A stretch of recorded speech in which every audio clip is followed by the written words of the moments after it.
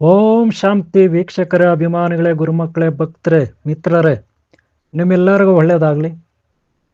21 ದಿನದಲ್ಲಿ 21 ಡೇಸ್, 3 ವಾರದಲ್ಲಿ ನಿಮ್ಮ ಹಣೆ ಬರನೇ ಬದಲಾವಣೆ ಆಗುತ್ತಾ, ಅಥವಾ ನಿಮಗೆ ಅದೃಷ್ಟ ಕುಲಾಯಿಸುತ್ತಾ, ಅಥವಾ ನಿಮ್ಮ ಜೀವನದಲ್ಲಿ ಒಂದು ಹೊಸ ಅಧ್ಯಾಯ ಪ್ರಾರಂಭ ಆಗುತ್ತಾ, ಅಥವಾ ಒಂದು ಟರ್ನ್, ನಿಮ್ಮ ಜೀವನದಲ್ಲಿ ಒಂದು ಟರ್ನ್ ಹೊಸದು ಪ್ರಾರಂಭ ಆಗುತ್ತಾ, ಇದ್ರ ಬಗ್ಗೆ ನಾವು ಇವತ್ತು ಈ ವಿಡಿಯೋನಲ್ಲಿ ಒಂದಷ್ಟು ಮಾಹಿತಿಯನ್ನು ಹಂಚಿಕೊಳ್ಳೋಣ. ವೀಕ್ಷಕರೇ ಗಮನಿಸಿ, ಹಳೆಯ ಕಾಲದಿಂದ 21 ನಮಸ್ಕಾರಗಳು ಶ್ರೀ ಗಣೇಶನಿಗೆ. 21 ದಿನ ಅಂದರೆ 3 ವಾರ. ಯಾವುದಾದ್ರೂ ಒಂದು ವ್ರತವನ್ನು ನಾವು ಕೈಗೊಂಡಾಗ ಅದರಿಂದ ನಮಗೆ ಫಲ ಸಿಗುತ್ತೆ ಅಂತ ಮಹಾತ್ಮರು, ಹಳೆಯ ಕಾಲದಲ್ಲಿ ಋಷಿಮುನಿಗಳು, ಮಹಾಮಾತೆಯರು, ಸಂತರು, ದಾಸರು, ಶರಣರು, ಇವರೆಲ್ಲ ನಮಗೆ ಹಾಕಿಕೊಟ್ಟಂಥ ಒಂದು ಒಳ್ಳೆಯ ಮಾರ್ಗ. ವೀಕ್ಷಕರೇ, ಭಕ್ತರೇ, ಮಿತ್ರರೇ, ಅಭಿಮಾನಿಗಳೇ, ನಿಮ್ಮ ಜೀವನದಲ್ಲಿ ಸಾಕಷ್ಟು ಕಷ್ಟಗಳು ಬಂದಿರುತ್ತೆ. ಈಗಾಗಲೇ ಆ ಕಷ್ಟಗಳಿಗೆ ಪರಿಹಾರ ಕಂಡುಕೊಳ್ಳಿಕ್ಕೆ ನೀವು ಗುಡಿ, ಗೋಪುರ, ಮಂದಿರ, ಮಠ, ಹಾಗೆ ಸಾಕಷ್ಟು ಮಂತ್ರವಾದಿಗಳು, ಗುರುಗಳು, ಪೂಜಾರಿಗಳು ಇತ್ಯಾದಿ ಕಡೆ ಎಲ್ಲ ಓಡಾಡಿ ಸುಸ್ತಾಗಿರ್ತೀರ. ಸಾಕಷ್ಟು ಮಂದಿ ನಿಮ್ಗೆ ಹೇಳಿರ್ತಾರೆ, ಅಲ್ಲಿ ಹೋಗು ಒಳ್ಳೇದಾಗುತ್ತೆ, ಇಲ್ಲಿ ಹೋಗು ಒಳ್ಳೇದಾಗುತ್ತೆ, ಆ ದೇವಸ್ಥಾನ ಹತ್ರ ಹೋಗು, ಆ ದೇವರಿಗೆ ನಮಸ್ಕಾರ ಮಾಡು, ಅಲ್ಲಿ ಪೂಜೆ ಮಾಡಿಸು, ಇಲ್ಲಿ ಪೂಜೆ ಮಾಡಿಸು, ಅಲ್ಲಿ 108 ತೆಂಗಿನಕಾಯಿ ಹೀಡ್ಗಾಯಿ ಒಡಿಸು, ಇಲ್ಲಿ ನಿಂಬೆಹಣ್ಣು 108 ಆ ದೇವಿಗೆ ಬಲಿ ಕೊಡಿಸು, ಹಾಗೆ ಹೀಗೆ ಅಂತ ಸಾಕಷ್ಟು ಕರೆ ನಿಮಗೆ ನಿಮ್ಮ ಮಿತ್ರರು, ಬಂಧುಗಳು, ದೊಡ್ಡವರು, ಚಿಕ್ಕವರೆಲ್ಲ ಅಡ್ವೈಸ್ ಮಾಡಿರ್ತಾರೆ. ನೀವು ಕೂಡ ಎಲ್ಲ ಕಡೆ ಹೋಗಿ ಎಷ್ಟೋ ನಿಂಬೆ ಹಣ್ಣುಗಳನ್ನು, ಎಷ್ಟೋ ಹೀಡ್ಗಾಯಿ ತೆಂಗಿನಕಾಯಿಗಳನ್ನು, ಎಷ್ಟೋ ಅರ್ಚನೆಗಳನ್ನು, ಪೂಜೆಗಳನ್ನು ಮಾಡಿಸಿರ್ತೀರ. ಸಾಕಷ್ಟು ಕಡೆ ದೇವಸ್ಥಾನಗಳು ಸುತ್ತಿರ್ತೀರ, 100 ಕಿಲೋಮೀಟ್ರು. ಅದಕ್ಕೆ ಸಾಕಷ್ಟು ದುಡ್ಡು ಕೂಡ ಖರ್ಚಾಗಿರುತ್ತೆ, ಹಾಗೆ ಟೈಮ್ ಕೂಡ ವ್ಯಯ ಆಗಿರುತ್ತೆ. ನಿಮ್ಮದೇ ಆದ ಒಂದು ಶ್ರಮ ಇರುತ್ತೆ, ನಿಮ್ಮ ಹಿಂದೆ ಒಂದು ಅದಕ್ಕೆ ತಕ್ಕಂಥ ಫಲ ಸಿಗಲಿಲ್ವಲ್ಲ ಅನ್ನೋ ಕೊರಗು ಕೂಡ ಹಾಗೆ ಉಳ್ಕೊಳ್ಳುತ್ತೆ. ವೀಕ್ಷಕರೇ, ಭಕ್ತರ, ಅಭಿಮಾನಿಗಳೇ, ಮಿತ್ರರೇ, ಸಂಕಲ್ಪ ಅಂದರೆ 21 ದಿನ. ಕೆಲವು ಗುರುಗಳು ಹೇಳ್ಕೊಡ್ತಾರೆ, ನೀನು 21 ದಿನ ಆ ನಾಗರಗಟ್ಟೆ ಸುತ್ತು, ಅಲ್ಲಿ ಬೇವಿನ ಮರ ಇರುತ್ತೆ, ಅರಳಿ ಮರ ಇರುತ್ತೆ, ಮಧ್ಯದಲ್ಲಿ ನಾಗದೇವತೆಗಳ ವಿಗ್ರಹಗಳಿರುತ್ತೆ, ನೀವು ಸುತ್ತಲೂ ಅಶ್ವತ್ಥಕಟ್ಟೆ, ನಾಗರಗಟ್ಟೆ ಸುತ್ತು. ಎಷ್ಟು ದಿನ? 21 ದಿನ, 3 ವಾರ. ಡೈಲಿ ಬೆಳಗ್ಗೆ ಹೋಗು, 3:15 ಹೋಗು, 4:15 ಹೋಗು, 5:15 ಎಚ್ಚರಗೊಳ್ಳು, ಸ್ನಾನ ಮಾಡು, ಆಮೇಲೆ ಅಲ್ಲಿ ಹೋಗು, ಪೂಜಾ, ಅಲ್ಲಿ ಹೋಗಿ ಒಂದು ಏನೋ ಊದುಕಡ್ಡಿ, ಕರ್ಪೂರ, ಏನೋ ಒಂದು ತೆಂಗಿನಕಾಯಿ, ಏನೋ ಒಂದು ದೊಡ್ಡದು, ಆ ನಾಗರಗಟ್ಟೆಗೆ ಒಂದು 3 ಸುತ್ತ, 6 ಸುತ್ತ, 7 ಸುತ್ತ, 9 ಸುತ್ತ ಹಾಕಿ ಬಾ.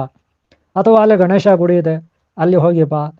ಬುಧವಾರ ಹೋಗು ಗಣೇಶ ಗುಡಿಗೆ, ಸೋಮವಾರ ಹೋಗು ಶಿವನ ದೇವಸ್ಥಾನಕ್ಕೆ, ಶನಿವಾರ ಹೋಗು ಶನೇಶ್ವರನ ದೇವಸ್ಥಾನಕ್ಕೆ, ಮಂಗಳವಾರ ಹೋಗು ಹನುಮಂತನ ಗುಡಿಗೆ, ಚಾಮುಂಡೇಶ್ವರಿ ಗುಡಿಗೆ. ಈ ರೀತಿ ಎಲ್ಲ ನಿಮಗೆ ದೊಡ್ಡವರು, ಚಿಕ್ಕವರು ಹೇಳಿರ್ತಾರೆ. ಒಳ್ಳೇದಾಗತ್ತೆ ಅಂತ ನಿಮ್ಗೆ ಹೇಳಿರ್ತಾರೆ. ಪಾಪ ನೀವು ಕಷ್ಟಪಟ್ಟು ಸುಸ್ತಾಗಿ ಹೋಗಿರ್ತೀರ. ಎಷ್ಟು ದಿನ ಅಂತ ಕಷ್ಟಪಡ್ತೀರಾ? 1 ದಿನ, 2 ದಿನ, 1 ವಾರ, 1 ತಿಂಗಳು, 2 ತಿಂಗಳು, 3 ತಿಂಗಳು, ಆಮೇಲೆ ಸುಸ್ತಾಗಿ ಹೋಗ್ತೀರ. ಅರೆ ಇಲ್ಲೇನು ಫಲ ಸಿಗಲಿಲ್ಲ ಬಿಡು, ಇದರಿಂದ ಏನು ಪ್ರಯೋಜನ ಇಲ್ಲ ಬಿಡು, ಆ ಗುರು ಅದು ಕೊಟ್ಟ, ಈ ಗುರು ಇದು ಕೊಟ್ಟ, ಅಮಾವಾಸ್ಯೆಗೆ ಪೌರ್ಣಮಿಗೆ ಪೂಜೆ ಮಾಡಿ ಕೊಟ್ಟ, ಮತ್ತೆ ಅದು ಮನೆಗೆ ಬಂದ್ವಿ, ಮತ್ತೆ ನಮಗೇನು ಒಳ್ಳೇದಾಗಿಲ್ಲ. ಎಲ್ಲ ಹಾಗೆ ಇದೆ ಯಥಾತಥ ಪರಿಸ್ಥಿತಿ. ಹೆಂಗೆ ಮೊದಲಿತ್ತು ಅದೇ ದರಿದ್ರ, ಹೆಂಗೆ ಮೊದಲಿತ್ತು ಅದೇ ರೋಗಗಳು, ಹೆಂಗೆ ಮೊದಲಿತ್ತು ಕಷ್ಟಗಳು ಅದೇ, ಹೆಂಗೆ ಮೊದಲಿತ್ತು ಶತ್ರುಗಳ ಬಾಧೆ ಅದೇ. ಈ ರೀತಿ ನೀವು ಪೇಚಾಡ್ತಾ ಕೂತ್ಕೊಂತೀರ. ನಿಮ್ಮದೇ ಆದ ಚಿಂತೆ, ನೋವು, ಬಾಧೆ, ಕಷ್ಟ ಯಾರಿಗೆ ಹೇಳ್ಕೊತೀರ? ನಮ್ಮ ಹಣೆ ಬರನೇ ಎಷ್ಟು ಅನ್ನೋ ಪರಿಸ್ಥಿತಿಗೆ ನೀವು ಬರ್ತೀರಾ, ಅಥವಾ ನಮ್ಮ ಕರ್ಮನೇ ಎಷ್ಟು ಅಂತ ಬಂದು ಫೈನಲ್ ಆಗಿ ಕೂತ್ಕೋತೀರ. ಕೆಲವರಂತೂ ಆತ್ಮಹತ್ಯೆನೇ ಮಾಡ್ಕೊಬಿಡ್ತಾರೆ ಬಿಡಿ, ಅದು ಬೇರೆ ವಿಚಾರ. ಇನ್ನು ಕೆಲವರು ಹುಚ್ಚರ ಆಗ್ಬಿಡ್ತಾರೆ ಬಿಡಿ, ಅದು ಇನ್ನೂ ಭಯಾನಕ. ಆದರೆ ಇನ್ನು ಕೆಲವರು ಹೆಂಗೋ ಆಗಲಿ ಬಿಡು, ಏನೋ ಆಗಲಿ ಬಿಡು, ಏನೋ ಒಂದು ಆಗುತ್ತೆ ಬಿಡು ಅಂತ ಯಾವುದೋ ಒಂದು ಚಿಕ್ಕಿದ್ದು ಕುಡ್ಕೊಂಡು ಹೆಂಗೋ ಹಂಗೆ ಕಾಲ ಕಳೀತಾರೆ. ವೀಕ್ಷರ, ಅಭಿಮಾನಿಗಳೇ, ಭಕ್ತರೇ, ಗುರುಮಕ್ಕಳೇ, ನಿಮಗೊಂದು ನಾನು ಸಲಹೆ ಕೊಡ್ತೀನಿ. ಸೈಕಾಲಜಿಕಲ್ ಆಗಿ, ಮಾನವಶಾಸ್ತ್ರ ವೈದ್ಯರು ಹೇಳೋದೇನೆಂದರೆ, ಮನೋಶಾಸ್ತ್ರಜ್ಞರು ಅಂದರೆ ಒಬ್ಬ ಸೈಕಾಲಜಿಸ್ಟು ಅಂದರೆ ಮನುಷ್ಯರ ಡಾಕ್ಟ್ರು, ಮನುಷ್ಯರ ಮನಸ್ಸಿನ ಡಾಕ್ಟ್ರು. ಆ ಮನುಷ್ಯರ ಮನಸ್ಸಿನ ಡಾಕ್ಟ್ರು ಸೈಕಾಲಜಿಸ್ಟ್ ಅಂತಾರೆ, ಅವ್ರನ್ನ ಮನೋಶಾಸ್ತ್ರಜ್ಞರು ಅಂತಾರೆ. ಹಾಗೆ ಹಳೆಯ ಕಾಲದಲ್ಲಿ ಗುರುಗಳು, ವೈದ್ಯರು, ಮಹಾನ್ ಭಾವರು ಅಥವಾ ಮಹಾಮಾತೆಯವರು ಹಾಕಿಕೊಟ್ಟ ಒಂದು ಮಾರ್ಗ 21 ದಿನ. ಯಾವ ವ್ಯಕ್ತಿ 21 ದಿನ ಯಾವುದೋ ಒಂದು ಒಳ್ಳೆಯ ಸಂಕಲ್ಪ ಮಾಡಿ ಕೂತ್ಕೊಂಡ್ರೆ, ಅದನ್ನು ಕರೆಕ್ಟಾಗಿ ಪಾಲನೆ ಮಾಡಿದ್ರೆ, ನಿಷ್ಠೆಯಿಂದ 21 ದಿನ ಖಂಡಿತ ಅವನಿಗೆ ಫಲ ಸಿಗುತ್ತೆ. ಅವನು ಆ ಒಂದು ವಾತಾವರಣಕ್ಕೆ ಬದಲಾವಣೆ ಆಗ್ತಾನೆ, ಶಿಫ್ಟ್ ಆಗ್ತಾನೆ. ಉದಾಹರಣೆಗೆ ಒಬ್ಬ ವ್ಯಕ್ತಿ ಕುಡುಕ ಆಗಿರ್ತಾನೆ, ಅಥವಾ ಒಬ್ಬ ವ್ಯಕ್ತಿ ಕಳ್ಳ ಆಗಿರ್ತಾನೆ, ಅಥವಾ ಒಬ್ಬ ವ್ಯಕ್ತಿ ಕೋಪಿಷ್ಠನಾಗಿರ್ತಾನೆ, ಅಥವಾ ಒಬ್ಬ ವ್ಯಕ್ತಿ ಕಾಮುಕನಾಗಿರ್ತಾನೆ, ಅಥವಾ ಒಬ್ಬ ವ್ಯಕ್ತಿ ತುಂಬ ಮೂರ್ಖನಾಗಿರ್ತಾನೆ ಅಂತ ಇಟ್ಕೊಳ್ಳಿ. ಅಂಥ ವ್ಯಕ್ತಿಗಳು 21 ದಿನ ಒಂದು ಒಳ್ಳೆಯ ಯೋಗ ಶಾಲೆಗೆ ಹೋಗಿ, ಅಥವಾ ಒಳ್ಳೆಯ ಗುರುಗಳ ಹತ್ರ ಪಾಠ ಕೇಳಿ, ಅಥವಾ ಯಾವುದೋ ಒಂದು ಒಳ್ಳೆಯ ಸಂಕಲ್ಪ ಹಿಡ್ಕೊಂಡು, ಸಂಕಲ್ಪ ಅಂದರೆ ಮುಂದೆ ನಾವು ಯಾವುದೋ ಒಂದು ಸಾಧಿಸ್ಬೇಕಲ್ಲ, ವ್ಯಾಪಾರ ಮಾಡೋದ್ರಲ್ಲೋ, ಯಾವುದೋ ಅಂಗಡಿ ಮಾಡಿ, ಹೋಟ್ಲ್ ಮಾಡಿ, ಆಫೀಸ್ ಮಾಡಿ, ಯಾವುದ್ರಲ್ಲೋ ಒಂದು ಅಭಿವೃದ್ಧಿ ಹೊಂದಬೇಕಲ್ಲ, ಲಾಭ ಸಂಪಾದನೆ ಮಾಡಬೇಕಲ್ಲ, ಅಥವಾ ಹೆಚ್ಚಿನ ಆದಾಯ ಸಂಪಾದನೆ ಮಾಡಬೇಕಲ್ಲ, ಅಥವಾ ಉದ್ಧಾರ ಆಗಬೇಕಲ್ಲ, ಅಥವಾ ಗುರಿ ಮುಟ್ಟಬೇಕಾದ ಗುರಿ ಮುಟ್ಟಬೇಕಲ್ಲ. ಅದನ್ನು ಮುಟ್ಟಬೇಕಾದ್ರೆ ನಾವೊಂದು ಸಂಕಲ್ಪ ಮಾಡಬೇಕು. ಆ ಸಂಕಲ್ಪ ಮಾಡಿ ನೀನು ಧ್ಯಾನ ಆದರೂ ಮಾಡು, ಜ್ಞಾನ ಆದರೂ ಪಡ್ಕೋ, ದುಡ್ಡಾದರೂ ಮಾಡ್ಕೋ, ಅಥವಾ ಯಾವುದೋ ಒಂದು ದೇಶಕ್ಕೆ ಹೋಗಿ ಉದ್ಯೋಗ ಪಡ್ಕೋಬೇಕಂತಾದರೂ ಆಸೆ ಪಡು. ಒಟ್ಟಿನಲ್ಲಿ ನಿಮ್ಮದೇ ಆದ ಒಂದು ಸಂಕಲ್ಪ, ನಿಮ್ಮದೇ ಆದ ಒಂದು ಅಭಿರುಚಿ, ನಿಮ್ಮದೇ ಆದ ಒಂದು ಆಸಕ್ತಿ ಇರುತ್ತೆ. ಅದನ್ನು ಇಟ್ಕೊಂಡು 21 ದಿನ ನೀವು ಬೆಳಗ್ಗೆ 4:00 ಎದ್ದು, 3:00 ಎದ್ದು, 5:00 ಎದ್ದು, 6:00 ಎದ್ದು, ಒಟ್ಟಿನಲ್ಲಿ ಎಚ್ಚರಗೊಳ್ರಿ ಯಾವುದೋ ಒಂದು ಟೈಮ್ಗೆ, ನಿಮ್ಗೆ ಇಷ್ಟ ಬಂದ ಟೈಮ್ಗೆ. ಹಂಗಂತ ಆರೋಗ್ಯ ಕೆಡಿಸ್ಕೋಬೇಡಿ. ಬೇಡ ಬೆಳಗ್ಗೆ ಸೂರ್ಯೋದಯ ಆದಮೇಲೆ 7:00 8 ಗಂಟೆಗೆ ಹೇಳಿ, ಅದು ನಾನು ಬೇಡ ಅನ್ನಲ್ಲ. ಒಟ್ಟಿನಲ್ಲಿ ನಿಮ್ಮ ಮನಸ್ಸಿನಲ್ಲಿ ಒಂದು ಸಂಕಲ್ಪ ಇದೆ, ನೀಟಾಗಿ ಫ್ರೆಶ್ ಆಗಿ ಮುಖ ತೊಳ್ಕೊಳ್ಳಿ. ಯಾವುದೋ ಒಂದು ಗುಡಿ ಮನೆಯಲ್ಲಿ, ಅಥವಾ ಹೊರಗಡೆ ಯಾವುದೋ ಒಂದು ದೇವಸ್ಥಾನ, ಅಥವಾ ನಿಮ್ಮದೇ ಒಂದು ಪರ್ಸ್ನಲ್ ರೂಮು ಶುದ್ಧವಾಗಿರಲಿ, ಸ್ವಚ್ಛವಾಗಿರಲಿ, ಅಕ್ಕಪಕ್ಕ ಅಲ್ಲಿ ಕೂತ್ಕೊಂಡು ಕಣ್ಮುಚ್ಚಿ ನಿಮ್ಮದೇ ಆದ ಒಂದು ಇಷ್ಟ ದೇವರು, ನಿಮ್ಮದೇ ಆದ ಒಂದು ಗುರುಗಳು, ಅವ್ರನ್ನ ಸ್ಮರಣೆ ಮಾಡಿ. ಆದರೆ ನೀವು ಯಾವ ಕೆಲಸಕ್ಕೆ ಕೈ ಹಾಕ್ತಾ ಇದ್ದೀರ ಅನ್ನೋದು ಗುರುಗಳಿಂದ ತಿಳ್ಕೊಬೇಕು. ಉದಾಹರಣೆಗೆ ವಿದ್ಯಾಭ್ಯಾಸಕ್ಕೆ ಮಹಾ ಸರಸ್ವತಿ, ತಾರಾಮತ ಗುರುದೇವ್, ವಿಘ್ನೇಶ್ವರ ಇವರನ್ನ ಧ್ಯಾನ ಮಾಡಬೇಕು. ಬುಧ ಗ್ರಹವನ್ನು ನೀವು ಧ್ಯಾನ ಮಾಡಬೇಕು. ಆ ರೀತಿ ನೀವು ಧ್ಯಾನ ಮಾಡಿಕೊಂಡು ಬುಧ ಗ್ರಹ, ಸರಸ್ವತಿ, ತಾರಾಮತ ಗುರುದೇವ್ ಇವ್ರನ್ನ ನೀವು 21 ದಿನ ಬೆಳಗ್ಗೆ, ಮಧ್ಯಾಹ್ನ, ಸಂಜೆ, ರಾತ್ರಿ ಈ ರೀತಿ 10 ನಿಮಿಷ ನೀವು ಧ್ಯಾನ ಮಾಡಿದ್ರೆ, ಒಂದು ಸಂಕಲ್ಪ ಇಟ್ಕೊಂಡು ನಾನು ಖಂಡಿತ ಪಾಸ್ ಆಗಬೇಕು, ಖಂಡಿತ ನನಗೊಂದು ಒಳ್ಳೆಯ ಉದ್ಯೋಗ ಸಿಗಬೇಕು, ಖಂಡಿತ ನಾನು ಸಕ್ಸಸ್ ಆಗಬೇಕಂತ ಒಂದು ಸಂಕಲ್ಪ ಮಾಡ್ಕೋಬೇಕು ಮೊದಲನೇ ದಿನ. ಅಲ್ಲಿಂದ 21 ದಿನ ನೀವು ಯಾವ ಕಾರಣಕ್ಕೂ ಯಾವುದೇ ಸಿನಿಮಾ ನೋಡಬಾರ್ದು, ಯಾವುದೇ ಪೇಪರ್ ಓದಬಾರ್ದು, ಯಾವುದೇ ಕೆಟ್ಟ ವಿಚಾರ ತಿಳ್ಕೊಬಾರ್ದು, ಯಾರ ಮೇಲೂ ಜಗಳ ಮಾಡಬಾರ್ದು. ನಿಮ್ಮ ಮನಸ್ಸು ಒಂದೇ ಇರಬೇಕು, ನಿಮ್ಮ ಗುರಿ ಮುಟ್ಟೋದು 21 ದಿನ. ಆ ರೀತಿ ನೀವು ಮಾಡಿದಾಗ 21 ದಿನ ಖಂಡಿತ ನಿಮ್ಮಲ್ಲಿ ಒಂದು ಬ್ರೈನಲ್ಲಿ, ನಿಮ್ಮ ಮೆದುಳಲ್ಲಿ ಒಂದು ಕೆಮಿಕಲ್ ಕ್ರಿಯೇಟ್ ಆಗುತ್ತೆ. ಮನೋಶಾಸ್ತ್ರಜ್ಞರು ಇದನ್ನೇ ಹೇಳೋದು, ಅನಾದ ಕಾಲದಿಂದ ಋಷಿಮುನಿಗಳು, ಗುರುಗಳು ಹೇಳೋದು ಇದನ್ನೇ. ನಮ್ಮ ಶರೀರದಲ್ಲಿ ಸಾಕಷ್ಟು ಬಯೋಕೆಮಿಸ್ಟ್ರಿ, ರಾಸಾಯನಿಕ ಪ್ರಕ್ರಿಯೆಗಳು ನಡೀತೆ.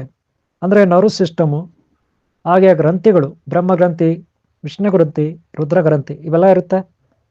ಹಾಗೆ ನಮ್ಮ ಮೆದುಳಲ್ಲಿ ಪಿಟ್ಯುಟರಿ ಪೈನಲ್ ಅನ್ನೋ ಗ್ರಂಥಿನೇ ಇರುತ್ತೆ. ನಮ್ಮ ಮೆದುಳಲ್ಲಿ ಪೈನಲ್ ಅಂತಾದರೂ ಕರ್ಕೊಳ್ಳಿ, ಪಿಟ್ಯುಟರಿ ಅಂತಾದರೂ ಕರ್ಕೊಳ್ಳಿ, ಗ್ರಂಥಿ ಇರುತ್ತೆ. ಅದು ಅರಳು ಬಿಡುತ್ತೆ, ಅದರಲ್ಲಿ ಒಂದು ಕ್ರಿಯೇಟ್ ಆಗುತ್ತೆ ಕೆಮಿಕಲ್. ಆಗ ನಿಮ್ಮಲ್ಲಿ ಒಂದು ಹೊಸ ಜ್ಞಾನ, ಹಳೆಯ ಜ್ಞಾನ ಹೋಗಿ, ಹಳೆಯ ಶಕ್ತಿವಾಗಿ, ದಾರಿದ್ರ್ಯವಾಗಿ, ನಿಮ್ಮ ನಿಶಕ್ತಿವಾಗಿ, ರೋಗವಾಗಿ ಒಂದು ಹೊಸ ಚೈತನ್ಯ ಬರುತ್ತೆ. ಅದೊಂದು ಸಂಕಲ್ಪ ಮಲ್ಟಿ ಪರ್ಸನಾಲಿಟಿ ಆಗಿ ಪರಿವರ್ತನೆ ಆಗುತ್ತೆ. ಅದು ನಿಮಗೆ ಬೇಕಾದದನ್ನು ತಂದು ಕೊಡುತ್ತೆ. ಅಂದರೆ ನಿಮ್ಮಲ್ಲಿ ಇನ್ನೊಂದು ಚೈತನ್ಯ ಬರುತ್ತೆ, ನೀವೇ ಒಂದು ಒಳ್ಳೆ ವ್ಯಕ್ತಿಯಾಗಿ ಬೆಳಿತೀರ.